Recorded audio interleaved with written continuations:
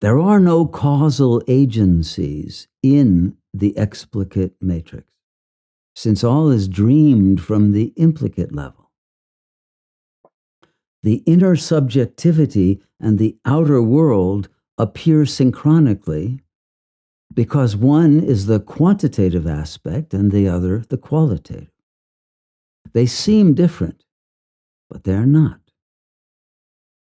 On occasion, outer events will seem to cause inner ones, and at other times, the inner seems to cause the outer.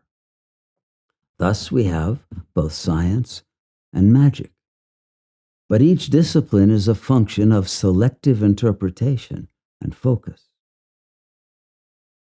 The fact that objects seem material and resistant is because they represent the boundary of our current sphere of consciousness.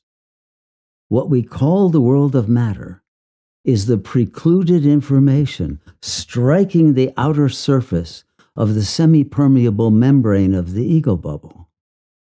And thus, objects appear as if they are outside our minds. But when the bubble pops, the soul will suddenly perceive only the one self.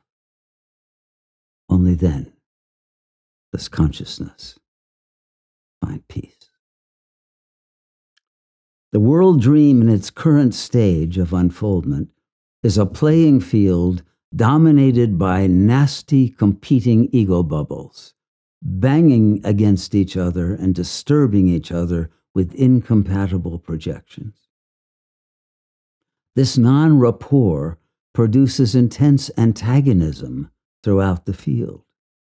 The conflict and the chaos must escalate until all the wildly vibrating bubbles burst and the tranquility of nothingness is reestablished. This event is universally known and foretold as the eschaton, the omega point, doomsday, or the end of the world. We are very close now. Our bodies represent a part of our information base that we have cut off from direct knowledge, which is why we so often need the help of doctors. Tormented egos tend to turn the body into a toxic waste dump. But the organism is also an archive and a resource when the mind is stymied in its efforts to solve a problem. The body's archetypal blueprint is a reflection of the relationship between the cosmic mind and the individual mind, which reveals a microcosmic instantiation of the essence of the one self. This is why religions assert that we are made in God's image. This image gets horribly distorted over many lifetimes by our growing piles of karmic baggage, the unbearable information excluded from consciousness. And thus human bodies now come in all shapes and semblances, very often in sickly conditions, depending on what information has been rejected by the ego. The universe consists of all the information that the ego cannot or refuses to assimilate. Everyone's body and its destiny, therefore, compose the shadow play of its ego structure and soul trajectory. The complete healing of the body and soul requires the dissolution of the boundaries that separate our conflicted egoic sub-agencies and the harmonious integration of all the suppressed information lodged as symptoms of dis-ease in body and mind, as well as in the world, plus that which has been foreclosed in a dead or unreachable concept of God. All those spectral phenomena are only the concentric energy shells of the self. The more chaotic our thoughts and emotions, the greater the amount of activity of neurons is produced in the brain.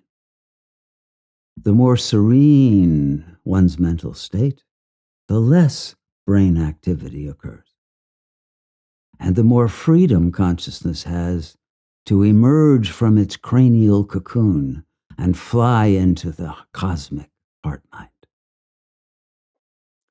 Attaining deep silence in meditation is thus the key to resonating with the infinite self. Paradoxically, to attain the highest levels of consciousness, all subvocal mental chatter must stop. Because on those levels, all is known instantly without explicit thought. And as we have mentioned, at the lower levels, there is no coherent monologue interpreting events. Only at the middle levels of consciousness, in a healthy ego connected to its soul, does symbolic reasoning take place. As we know, brain activity can be interfered with and rendered chaotic by external forces, such as electromagnetic intrusion, or by implanted microchips and nanobots. Calculated efforts at transmitting interference of our brain waves is increasing daily. We are often unwitting accomplices. Decreasing brain activity actually brings an enrichment of the information flow, which can reveal levels of our being that are not controlled by the ego. Abating brain function in specific neuronal regions is known to correlate with specific modes of heightened consciousness.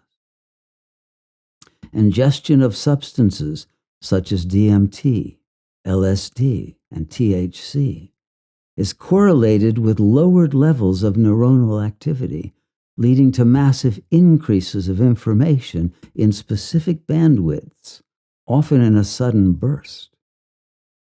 Of course, the penultimate example of the correlation between decreased brain activity and heightened consciousness is the near-death experience, which occurs when the brain completely flatlines. Beyond that, ego death and the soul's absorption in the source, which yogis refer to as sahaja samadhi, reveals the absolute self in all its splendor.